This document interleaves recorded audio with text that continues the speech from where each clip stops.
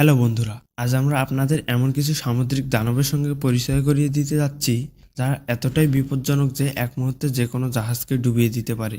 সাধারণ মানুষ এদেরকে সামুদ্রিক রাক্ষস নামেই চিনে। এরা আপনার কল্পনার চেয়েও বিশাল এবং ভয়ঙ্কর। তো স্বাগতম আপনাকে জানার জন্য আরেকটি নতুন ভিডিওতে।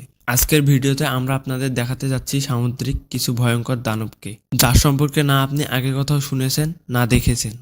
তো চলুন আর কথা না বাড়িয়ে ভিডিও শুরু করা যাক। ডাকোসর্স এটি ডাইনোসরের সময়কার সমুদ্রের সবথেকে ভয়ঙ্কর শিকারীদের মাঝে অন্যতম ছিল। এর দেহের ধ্বংসাবশেষ জার্মানিতে পাওয়া গেছে, যা দেখতে তিমি মাছ এবং কুমিরের সংমিশ্রণের মতো ছিল।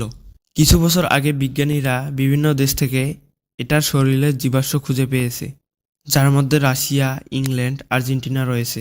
এরা তাদের ভয়ঙ্কর দাঁতের কারণে তাদের যুগে সবচেয়ে হিংস্র জীব হিসেবে পরিচিত ছিল। দ্য ব্লুপ এই মনস্টারকে নিয়ে দুইটি থিওরি রয়েছে। প্রথম থিওরি অনুযায়ী এটি একটি বিশাল দানব।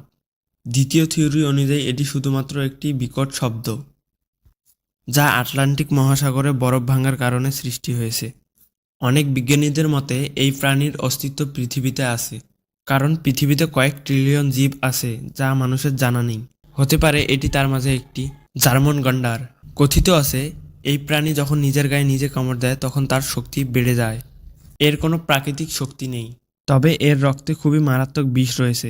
কিছু কিছু মানুষ একে কাল্পনিক বলে মনে করে, আবার কেউ কেউ এটা দাবি করে যে এই দানবটিকে তারা নিজের চোখে দেখেছে। ডুবে যাওয়া জাহাজ থেকে বেঁচে ফেরা মানুষ এটা দাবি করে যে তাদের উপর এই দানবই আক্রমণ করেছিল। লেভিয়াথান এটি সবথেকে বড় সামুদ্রিক প্রাণীগুলোর মাঝে একটি। এর দৈর্ঘ্য আনুমানিক 44 থেকে 57 ফুট। কিছু কিছু মানুষ এটা দাবি করে যে লেভিয়াথানের অস্তিত্ব আসলেই আছে। আবার যারা এটা বিশ্বাস করে না তারা এটা দাবি করে যে এটি মানুষকে ভয় পাওয়ানোর জন্য একটি কাল্পনিক গল্প মাত্র। আবার কেউ কেউ এটা দাবি করে যে এটির মাঝে প্রাকৃতিক শক্তি আছে। দি গিগান্টিক অক্টোপাস এই অক্টোপাসের আকার 20 ফুট পর্যন্ত হতে পারে।